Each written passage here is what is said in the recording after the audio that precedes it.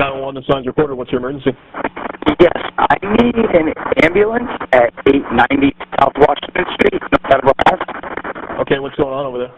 I have a customer at a pump. His car door's open and he's like lying down on the ground and he's like passed between his car and the pump.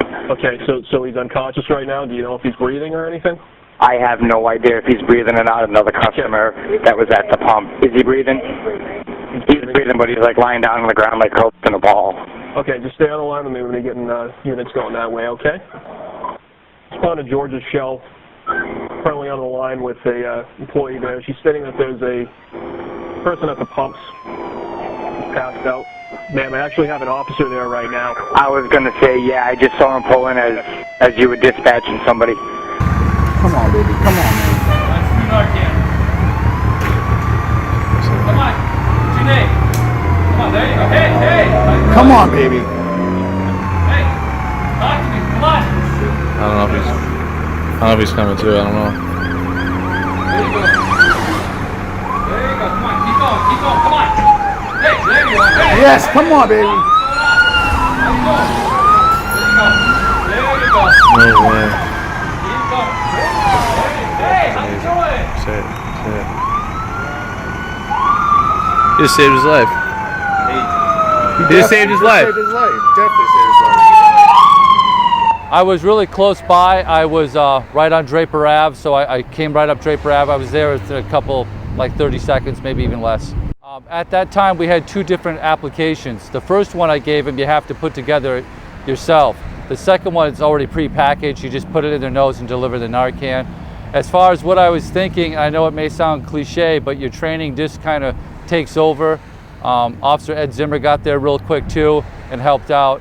And it just, your training takes in and it's like, it's just over, like the incident's over. Then you're kind of like, then you start thinking about everything. You know, I was rubbing his sternum, his chest to try to get him stimulated, just some response. He was breathing, he had a pulse when I got there.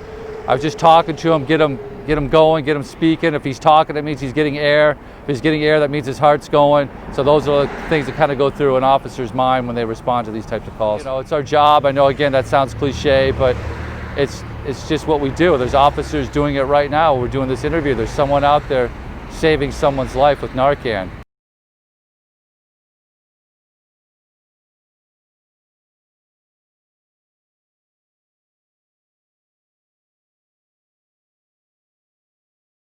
Well, there's a lot of low points, I would say. There's a lot of low points. You know, I got in trouble, you know, in school a little bit for it. You know, I ended up, you know, losing my career in the Marine Corps because of it. I ended up getting stabbed in the heart and ended up in an ICU because of it. I ended up incarcerated because of it. I ended up living on the streets for a little while because of it. I just got sick and tired of being sick and tired. The stuff that I did to hurt my family, I mean, I did terrible things. You know, I remember, my car got repossessed once, or my boyfriend's car that I was with at the time, and I told my mother that he was involved with drugs, not me, and somebody might hurt him if we didn't have the money, so she got the car back. That's terrible stuff. I shouldn't be saying that on TV, but just, you know, who does that, you know, or taking money from my family?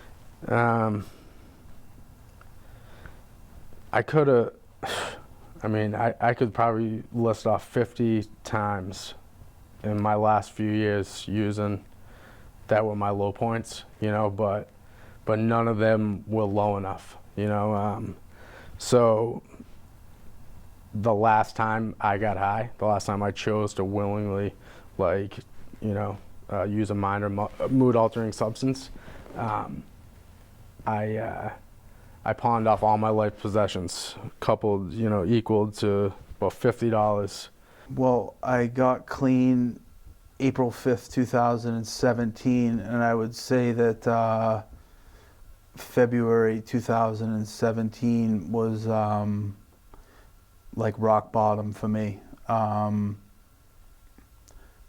The drugs just weren't doing what they used to do for me anymore. I was using against my will. I wanted a new way of life, but I didn't know what or how to get that. It was an internal bottom. I had been using really hard for like the year after my mom passed, and actually today is my mother's 16th anniversary of her death. And after she passed away, I really used hard for like a year after that. And I used to use during work, and I was getting ready for work in the morning. I had been up for like 3 days, and I was using a substance, and I needed to, you know, have a little more to get me through the day. And I did some that morning before work, and I'm like, I never want to use again. And I ended up going to a meeting that night. My personal low point was December 15, 2008. It wasn't getting arrested or rehab or being sectioned or, you know, all the, what most people would think would be a jackpot or a low point. It was emotional. I didn't think I could get any lower, and I had come to a point, even though my alcoholism and addiction, I know unfortunately it was like eight years or so, I had hit an emotional rock bottom.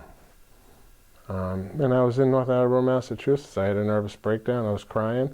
I was in the town I grew up in. Everything had come 360. I ended up, finally, the big one, I guess you could say, is I ended up getting divorced from the one woman I ever fell in love with in my entire life.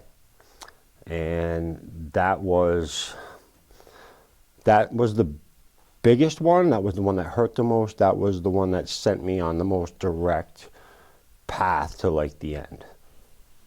I guess that's one way to do it. I would say that's it. I just thought, you know what? There has to be something better. It has to be better than this. I was exhausted. I was absolutely exhausted. I was trying to fool work. I wasn't going to work. I couldn't go to my job. And so I just kept taking time out, and they kept calling me in, and my family was pushing me away, and I had just run out of money, and I don't even remember, to be honest with you. I remember the terrible, terrible feelings, but I don't remember the clarifying moment. This thing that doesn't affect college graduates and all people like me and the upbringing and all these things, the good kid, and had 360'd on me, or 180, whatever you call it, and I didn't think I could do it, you know, and that was my bottom. I couldn't live that way, and I didn't think I could change the way I was living.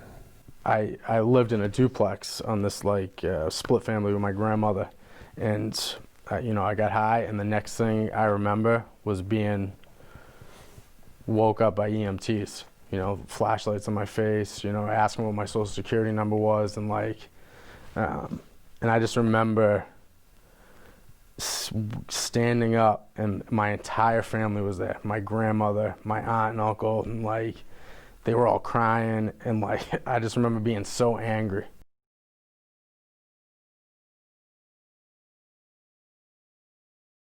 I had a great childhood. Good parents, good upbringing. Sports was a big part of my childhood. Irish Catholic parents, church strict, very supportive, large family. You know, I look back and I know I was fortunate, but I had a really, really good upbringing. I have an older brother, younger sister. We all got along, and life was good growing up. My childhood was full of addiction. There was a lot of chaos, a lot of mental and verbal abuse. It was very chaotic at times. Never knew what was going to happen in the household when a certain someone came home. There was a lot of parties, a lot of drugs, a lot of alcohol, non-stop parties on the weekends, which I idolized. And I wanted to be like them, you know what I mean? Everybody who was partying in my house. I grew up in North Attleboro. My parents were married for 26 years. Graduate at North Attleboro High School. Was into athletics, sports. Yeah, I can try and sum that up, but I want to say it was good for the most part, but there was, there were difficulties like anybody faces. I had my parents got divorced fairly early. What I can remember about that was, kind of a blowout. And they separated. I lived with my mom and my sister for a while. And I guess right around, probably when I went into junior high school, I kind of started cutting up a little bit more and kind of being a little more rebellious. And my mom had trouble raising the two of us, so I ended up getting sent to live with my dad. And that was a pretty difficult situation, I guess you could say. It wasn't a very conducive environment for kids. And I would say that's probably where I started being as independent as I was. I kind of started being a little more of an introvert.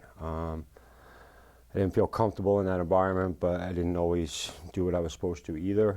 And then throughout those years, junior high, high school, I ended up going back and forth a couple of times. I went back to live with my mom, and then I finished my high school years out with my mom. For me, I grew up in this town. I grew up in a loving house. I didn't need or want for anything. But for me, I always took advantage of those things. I always took advantage of the extra love. Like to fill something that wasn't inside me, I guess. So I wasn't a product of divorce. I wasn't in a family that argued. I wasn't in an abusive household. I had everything I ever needed, and I took advantage of all those things. My childhood. I grew up in a home with a mom, dad, and one sister who's older. I thought growing up I had a fabulous childhood. We did a lot of wonderful things. I didn't know until I was a teenager that my father was an alcoholic. And then he stopped, and I actually hated him for it because that's when he wanted to be a dad. And but luckily for me, my mother picked up and she became an alcoholic, so it was a nice little switch. My family also owned a restaurant/bar, so there was a lot of addiction that ran rampant in my whole family because it was an extended family ownership of the restaurant. But I feel like I had a good childhood. I didn't realize until later the ways that it affected me. You don't realize until later some of the decisions you make. You look back and go, that explains it. But at the time, I thought it was great.